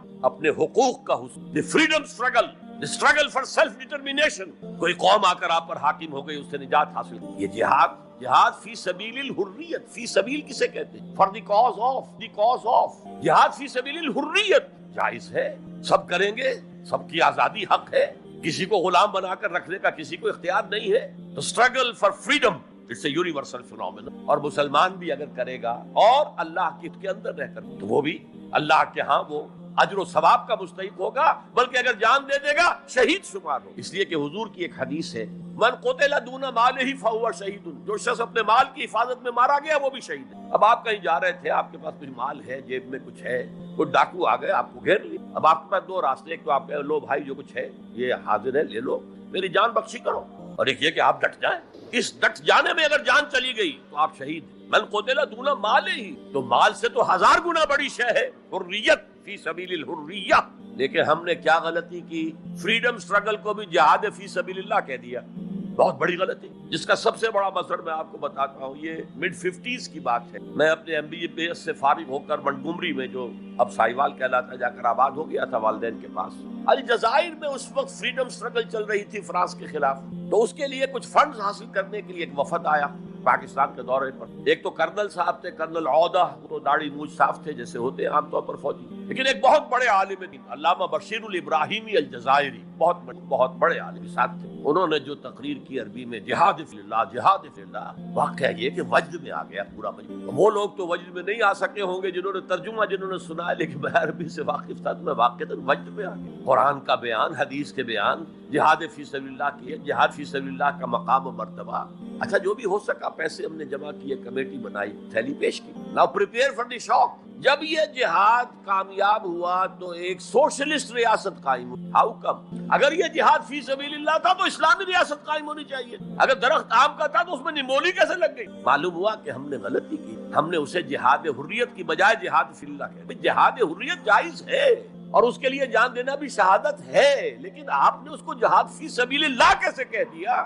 چنانچہ یہ نوٹ کر لیجئے کہ میں نے جب افغانستان میں روسی فوجیں داخل ہو گئی تو جو وہاں پر ایک سٹرگل شروع ہوئی ہے، ریزسٹنس شروع ہوئی ہے، میں نے اسے کبھی جہاد فی سبیل اللہ نہیں مانا. جہاد فی سبیل اللہ کا نعرہ لگوا کر امریکہ نے فائدہ اٹھایا، مرے افغان، اور کام بن گیا اس کا آرک رائیول جو ہے وہ ختم. اور نتیجہ پوری دنیا بھگت رہی ہے کہ بائی پولر کی بجائے یونی پولر دنیا ہو گئی. اور وہ جو ایک پول ہے جتنا طاقت کے نشے میں اس وقت چور چور ہے، وہ آپ کو معلوم ہے، مجھے تفصیل میں جانے کی ضرورت نہیں. میں نے کہا تھا جہاد حریت ہے، جائز to defend your country against an invader, لیکن اسے جہاد فی سبیل اللہ نہ کہیں. اچھا، اس سے آگے آئی. اب ہیومن لیول پر اس سے اوپر کا ایک کی سطح ہے نظریے اور نظام کے لیے جہاد. ایک نظریہ تھا مارکسزم، اس کی بنا پر نظام جو بنا وہ communism. Who really believed in Marxism and communism? He struggled to establish a communist state. یہ جہاد ہے فی سبیل الاشتراکیہ.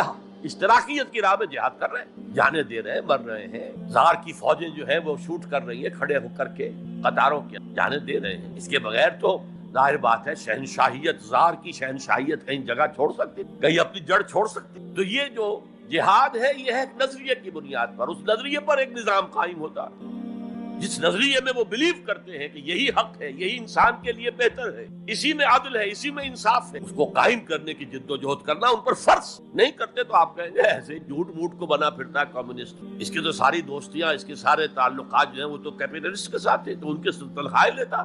آپ کہتے ہیں کہ نہیں. یہ ہے جہاد. اگر وہ نظریہ ایمان ہے اور نظام اسلام ہے، اس کے لیے جو جہاد ہوگا وہ جہاد فی سبیل اللہ. کسی اور مقصد کے لیے جہاد کو آپ جہاد فی سبیل اللہ نہیں. آپ ڈیموکریسی کے قیام کے لیے کسی بادشاہت کو ختم کر کے ڈیموکریسی کا نظام قائم کرنا چاہتے ہیں، جہاد ہے. جہاد فی سبیل الدیمقراطیہ، جہاد for the cause of democracy, جہاد فار دی کاز آف اشتراکیت. اسی معنی میں قرآن مشرکین مکہ کو بھی مجاہد قرار دیتا تھا. وہ تھے مجاہدین فی سبیل الشرک. جانے نہیں دے رہے تھے، کیا قربانیاں نہیں دے رہے تھے؟ وہ اپنے عقیدے کے لیے، اپنے نظریے کے لیے، اپنے نظام کے لیے جانے دے رہے تھے. تو یہ ہے جہاد، نظریے اور نظام. پھر میں تیسری مرتبہ دوہرا رہا، اگر وہ نظریہ ایمان ہے اور نظام اسلام کا ہے، قائم کرنا پیش نظر ہے، تو وہ ہے جہاد. اب اس کے 3 لیول، اور ہر لیول پر سب لیول. سب سے پہلا جہاد فی سبیل اللہ کا مرحلہ ہے کہ ایمان دل میں آ گیا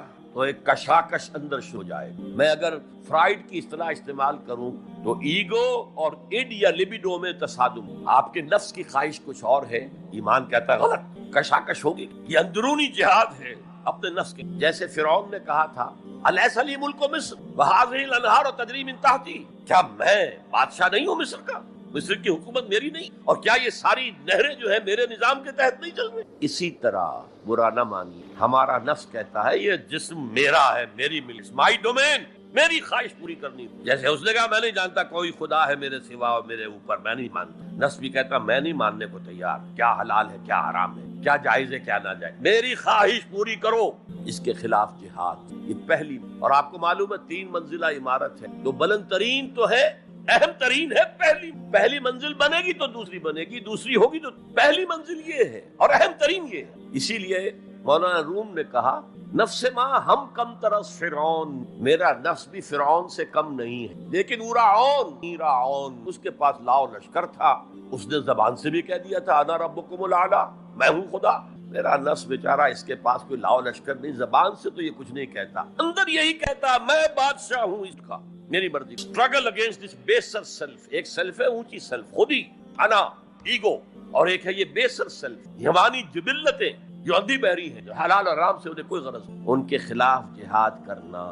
آپ نے فرمایا صلی اللہ علیہ وسلم المجاہد من جاہد نفسہ، اصل مجاہد وہ ہے جو اپنے نفس کے خلاف جہاد کرتا۔ تمہارے اندر یہ دشمن تو بیٹھا ہوا ہے، تکڑا ہے، تمہیں کنٹرول کر رہا، چلے آؤ باہر کے دشمنوں سے جہاد کر۔ تم نے ٹانگے کو گھوڑے کے آگے باندھ دی۔ اور ایک دفعہ حضور سے پوچھا گیا ای الجہاد افضل یا رسول اللہ، اے اللہ کے رسول سب سے افضل جہاد کون سا؟ فرمایا ان تجاہد نفسک فی طاعت اللہ، اپنے نفس کے خلاف جہاد کرو، اسے اللہ کا مطیع کرو۔ یہ جو اندر کی کشمکش ہے، کشاکش ہے، یہ جہاد اللہ کا پاس، اللہ کا مطیع بنانا ہے نفس۔ اس کے ساتھ دو سب لیول اور ہیں، اس نفس کو بھڑکانے والی ایک قوت ہے انویزیبل اور ویزیبل بھی ہے۔ انویزیبل قوت سب سے بڑی ابلیس، شیطان، لعین اور اس کے چیلے چاٹے جنات میں، اور ویزیبل میں انسانوں میں جو اس کے ایجنٹ ہیں، جو فحاشی کو کلچر کا نام دے، یہ اس ابلیس کے چیلے ہیں۔ ان کے خلاف نہیں کریں گے آپ، اگر آپ ان کے خلاف ایگریسو ایٹیٹیوڈ اختیار نہیں کریں گے تو آپ ان کے دباؤ میں آ جائیں۔ ان الشیطان لکم عدوا فاتخذوہ عدوا، اے لوگوں یہ شیطان تمہارا دشمن ہے، اس کو اپنا دشمن سمجھو۔ وہ تمہیں سبز باغ دکھاتا ہے، بدی کو مزین کر کے دکھاتا ہے، اچھے اچھے نام اس کے رکھ دیتا ہے، اور تمہیں آمادہ کرتا ہے ارتکاب پر۔ نہیں، وہ تمہارا دشمن ہے۔ افتتخذونہ وذریتہ اولیاء من، تم مجھے چھوڑ کر اسے اور اس کے چیلے چانٹوں کو تم اپنا دوست بناتے ہو؟ نہیں، شیطان کے خلاف جنگ۔ اور تیسرا اس پر سب لیول کیا ہے؟ معاشرہ اگر بگڑا ہو، اس کا عمومی رجحان برائی کی، تو سوشل پریشرز آپ کو ادھر دھکیلتے، جیسے کہ اگر کوئی موب جا رہا ہے تو اس کے ساتھ چلنا تو بہت آسان ہے، وہ خود ہی آپ کو دھکیلتا ہوا لے جائے گا۔ اس کے خلاف چلنا بہت مشکل ہو سکتا ہے، آپ بڑی زور لگا کے 4 قدم آگے بڑھیں، پھر کو ریلا آئے 10 قدم، تب 2 ہی راستے، زمانہ باتوں نہ سازت تو بعد زمانہ بے ساز، یا تو پیسو معاملہ ہے، زمانہ تمہارے ساتھ سازگاری نہیں کرتا، چھوڑو تم زمانے کے ساتھ سازگاری اختیار کر لو، چلو تم ادھر کو ہوا ہو جس۔ ایک یہ ہے کہ نہیں، زمانہ باتوں سازت تو بعد زمانہ ستیس، زمانہ اگر تمہارے ساتھ سازگاری نہیں کر رہا تو زمانے سے جنگ کرو، لڑو، ریزسٹ کرو۔ تو 3 جہاد ہو گئے فرسٹ لیول، 3 سب لیول۔ نفس امارہ، لبیڈو، نفس حیوانی کے خلاف جہاد، اس کو بھڑکانے والے، وسوسہ اندازی کرنے والے، اس میں پھوکے مارنے والے، شیطان اور اس مانوی اور ذریت نسل، جنات اور انسانوں میں جو، ان کے خلاف جہاد، معاشرے کے خلاف ایک اسٹرگل۔ اب یہ 3 جہاد آپ نے لیے، اللہ توفیق دے ہم میں سے ہر ایک کو۔ تو اب یہ جہاد آپ کے جسم سے باہر، خارج میں۔ دوسری منزل ہے نظریاتی تصادم۔ اگر آپ نے ایمان کا نظریہ اختیار کیا ہے تو الحاد کا نظریہ رکھنے والے بھی موجود ہیں، آپ نے توحید کے نظریے کو اختیار کیا ہے تو مشرکانہ عقائد رکھنے والے بھی موجود، they are bound to resist۔ اس کے خلاف جہاد کرنا ہوگا، محنت کر، اپنی بات کو دلائل سے ثابت کرنا ہوگا، اپنی بات کو اچھے انداز میں، حسن اسلوب سے لوگوں کے دلوں تک پہنچانا ہوگا۔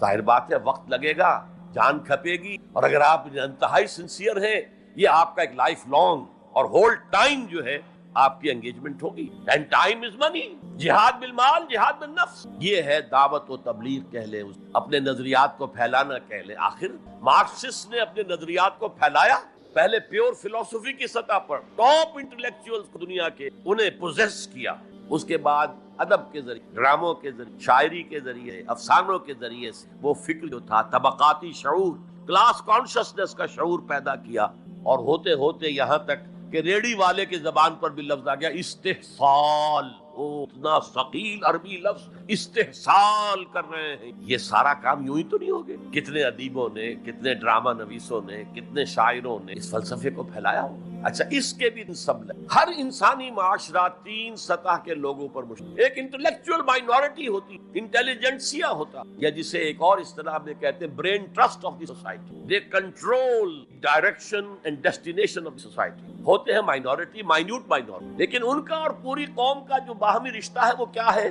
جیسے یہ دماغ اور پورا جسم، میری ٹانگیں مجھے لے کر چل سکتی ہیں، دوڑ سکتی ہیں، اگرچہ اب میں دوڑ نہیں سکتا گھٹنوں کے آپریشن کے بعد، لیکن بہرحال دوڑا بھی کرتا تھا۔ لیکن کدھر جانا ہے اس کا فیصلہ یہاں ہو، یہ صلاحیت ٹانگوں میں نہیں۔ ہاں، یہاں سے فیصلہ ہو، دوڑو دوڑے، ہاتھ پکڑ سکتا ہے کسی کو، کس کو پکڑے کس کو نہ پکڑے، ہو سکتا ہے کہ آپ نے ہاتھ بڑھا بھی دیا ہو، کسی کو لکڑی سوکھی سمجھ کر آپ جو ہے جنگل کے اندر سے ایندھن جمع کر رہے ہیں، اچانک آنکھ نے دیکھا وہ تو حرکت کر رہی ہے، فوراً اطلاع گئی، ارے یہ تو سانپ معلوم ہوتا ہے، یہاں سے حکم آیا ہاتھ کھینچ لو، فوراً کھینچ۔ تو کنٹرول تو یہ کر رہا ہے نا۔ ماس کسی معاشرے کی نہ ڈائریکشن معین کر سکتے ہیں نہ اس کی ڈیسٹینیشن، یہ اس کا انٹیلیجنس، یہ اس کا برین ٹرسٹ، یہ اس کا انٹلیکچوئل ایلیٹ۔ لہٰذا اس نظریاتی تصادم کی پرائرٹی نمبر 1 وہ طبقہ، اگر وہ آپ کے نظریات کے قائل نہیں ہوں گے، حامل نہیں ہوں گے، there can be no collective change in افراد کو مل جائیں گے، افراد کے اندر ہوتے قبول کر لیتے بس، لیکن معاشرہ ان کے کنٹرول۔ اور اس سطح کے لوگوں کو دعوت دینا، تبلیغ کرنا آسان کام نہیں۔ آپ کو دلیل سے بات کرگی،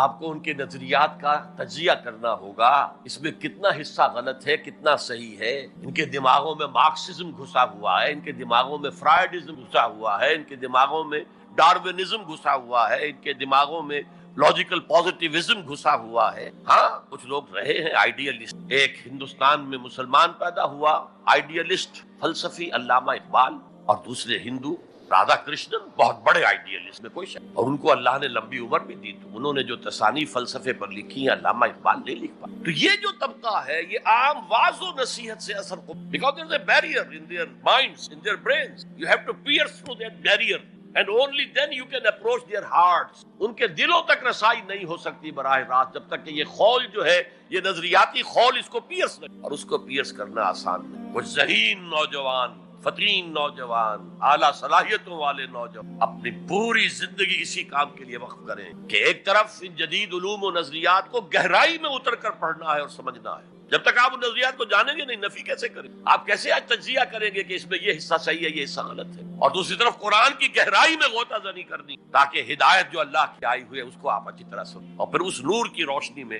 پھر آپ لوگ ان چیزوں کے خلاف متنبع کریں، اس میں یہ غلطی ہے، اس میں یہ غلطی ہے، اکنامکس کی یہ تھیوری غلط ہے، باطل ثابت کی ہے، ڈارونزم جو ہے وہ بایولوجی کے میدان میں شکست دیا جا چکا ہے۔ لیکن یہ کہ یہ تو کام کرنا جو ہے اٹس اے لائف لانگ۔ اب ظاہر بات ہے آپ میں شاید ہو کہ جب مارکس کتاب لکھ رہا تھا داس کیپیٹال تو اسے فاقے آ رہے تھے، اسے کچھ سپورٹ کرتا تھا اینجلز، لیکن یہ کہ کچھ عرصہ ایسے بھی ہوا ہے کہ وہ بھی، لیکن پھر اس کی کتاب نے دنیا کو پوزیس کیا، اس کے فلسفے نے لوگوں کو اپنی گرفت میں لیا، تبھی تو پھر انقلاب برپا ہوا۔ اسی طریقے سے جب تک کہ کچھ نوجوان اسے اپنا پوری زندگی کا کیریئر نہیں بنائیں گے، اس کا کوئی امکان نہیں ہے کہ اس طبقے میں آپ کوئی ڈینٹ بھی ڈال سکے۔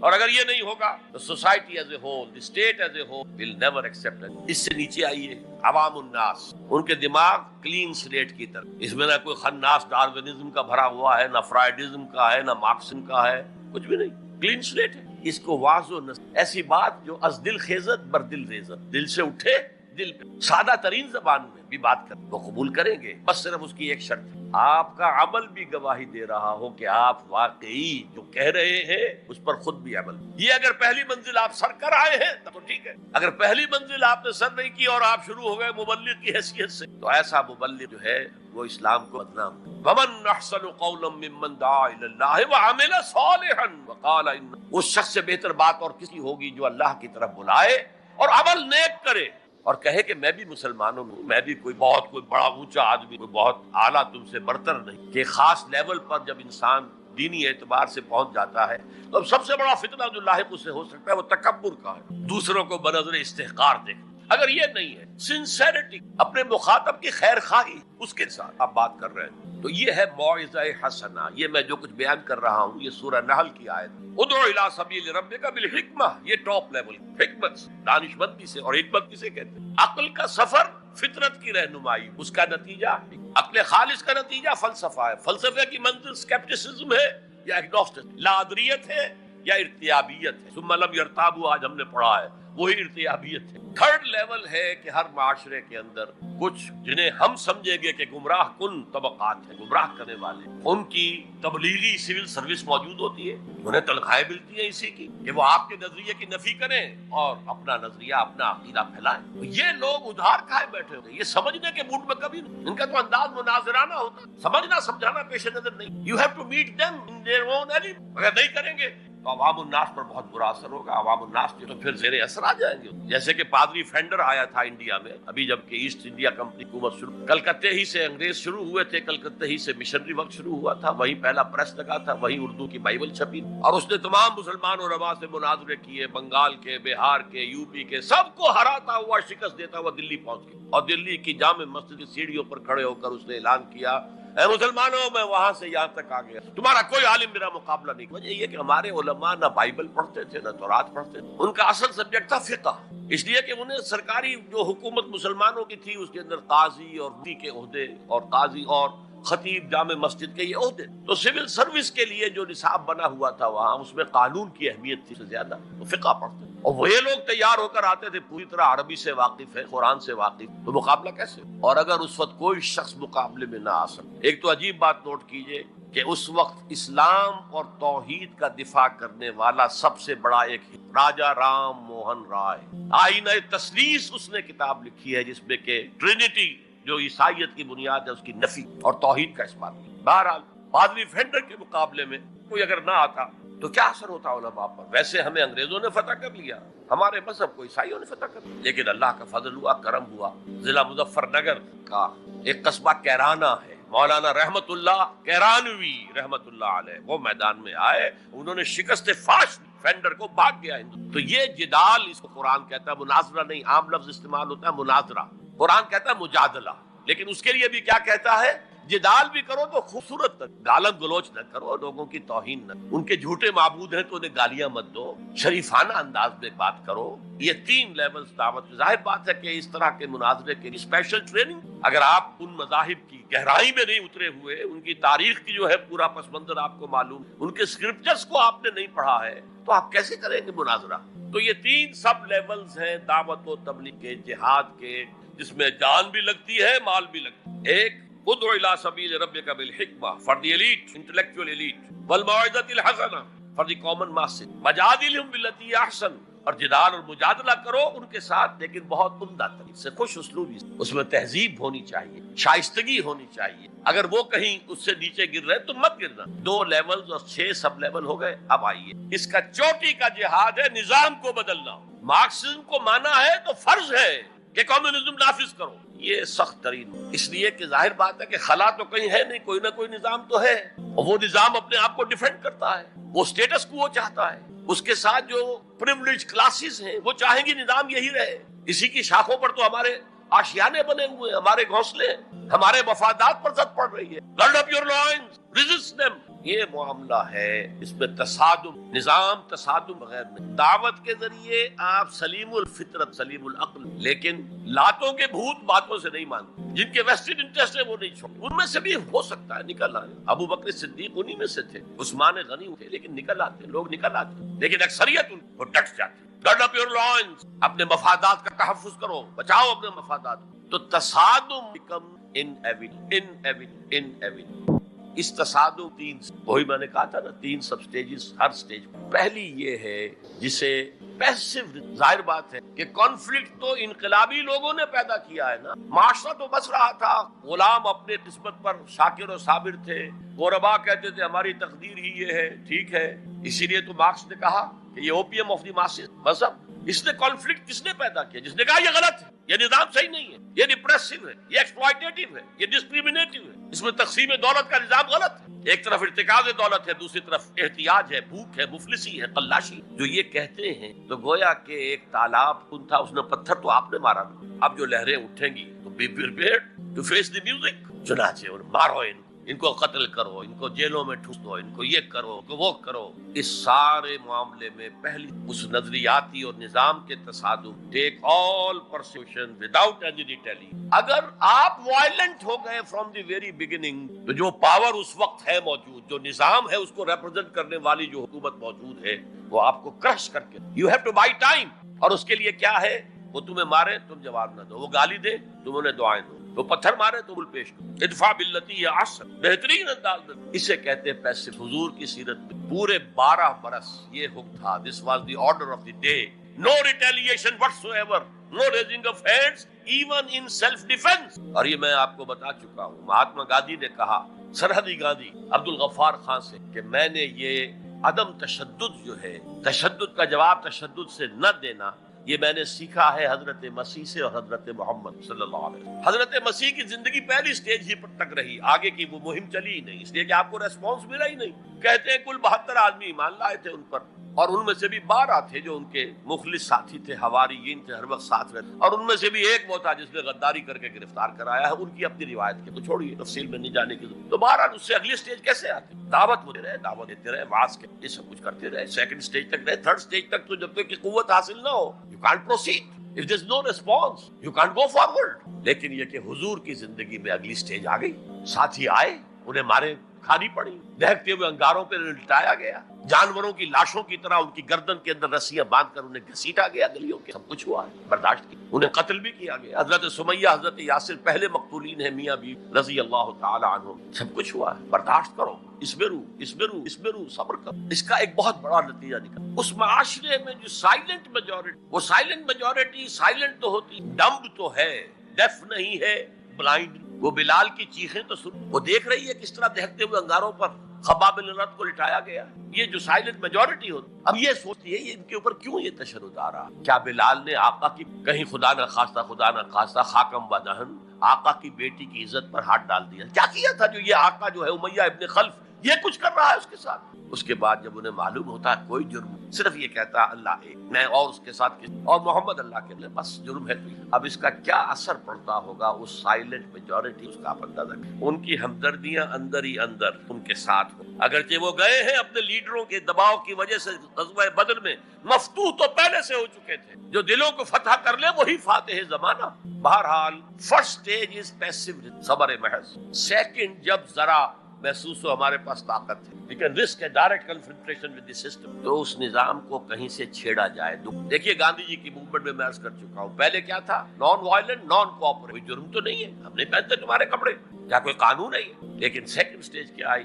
یہ چھیڑنا تھا، نان وائلنٹ سول ڈس اوبیڈینس۔ ہم پرماتما کے سمندر سے پرماتما کا بنایا ہوا نمک لینے جا رہے ہیں، ہم نے تو کسی کو کچھ نہیں کہا، but it amounted to challenging the taxation policy of British India. اب لاٹھیاں پڑی ہیں، جیلوں میں ٹھوچ ہوا، برداشت کیا ہے، کھڑے رہے۔ تو یہ سٹیج آتی ہے جب یہ سمجھا جائے کہ ہاں اب طاقت ہے ہمیں پاس، we can risk a direct confrontation. اس میں حضور نے کیا کیا تھا؟ مدینے میں جا کر آپ نے 6 مہینے لگائے تھے، 3 کام جن سے کہ اپنی پوزیشن کنسولیڈیٹ کی۔ کنسٹرکشن آف دی ماسک، وہ مرکز بن گئے، وہی حکومت، وہی دار الشورا، وہی تزکیے کی جگہ، وہی نماز کی جگہ، سب کچھ۔ دوسرے ایک انصاری، ایک مہاجر بھائی، تاکہ یہ 2 فیکشنز علیحدہ علیحدہ نہ رہے، انٹیگریٹ ہو۔ اور ایک جو 3 قبیلے یہود کے موجود تھے ان کو جکڑ لیا ایک میثاق میں، معاہدے میں، میثاق Medina, joint defence of Medina, pact for the joint defence of Medina. اگر مدینے میں باہر سے حملہ ہوا تو ہم سب مل کر ایک امت کی حیثیت سے دفاع کر۔ اس کے بعد آپ نے چھوٹے چھوٹے چھاپا مار دستے بھیجنے شروع۔ ان کی جو لائف لائن میں نے بتایا تھا کہ ان کے کیریوانز کو کوئی ٹوکتا نہیں تھا، روکتا نہیں تھا، لوٹتا نہیں تھا، اب تھریٹن کیا محمد نے صلی اللہ علیہ وسلم۔ یہ گویا کہ اکنامک بلاکیڈ آف مکہ تھا۔ اور جب بھی یہاں کہیں گئے آپ، وہاں کے لوکل قبیلے سے آپ نے صلح کر لی، معاہدہ کر لیا، یا تو وہ پہلے قریش کے حلیف تھے، اب حضور کے حلیف ہو گئے، یا انہوں نے کہا کہ صاحب ہم نہ آپ کے ساتھ نہ ان کے، نیوٹرل رہیں گے، نہ آپ کے خلاف ان کی مدد کریں گے، نہ ان کے خلاف آپ کی مدد کریں گے۔ ان دونوں کا نتیجہ یہ ہوا کہ zone of political influence of Quraysh started diminishing. یہ 2 ریزنز کہ پھر پوری طاقت کے ساتھ قریش نے ریٹیلیٹ کی، اور پھر لاسٹ معاملہ شروع ہوا ہے، تیسری منزل۔ اس تیسری منزل کی تیسرا سب لیول، اس کا نام ہے قتال، اب جنگ، a 6 years long war۔